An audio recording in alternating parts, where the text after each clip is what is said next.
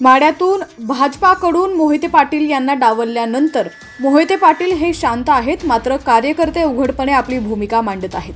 ते मोहिते पाटील यांनी लोकसभेची निवडणूक लढवावी यासाठी आग्रही आहेत। आपला माणूस आपला खासदार झाला पाहिजे अशी कार्यकर्त्यांची भूमिका आहे। कार्यकर्त्यांच्या नाराजीला वाट मोकळी करून देण्यासाठी मोहिते पाटील यांनी आज दुपारी अकलूजमध्ये कार्यकर्त्यांशी संवाद आयोजित केला होता।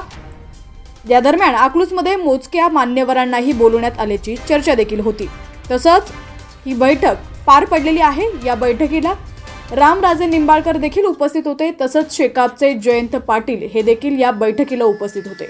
त्यानंतर गिरीश महाजन हे देखील अकलूजमध्ये दाखल झाले। मात्र या ठिकाणी तुम्ही पाहू शकता की मोहिते पाटील समर्थकांनी या ठिकाणी राडा केलेला आहे। आताची सर्वात मोठी बातमी आपण पाहतोय।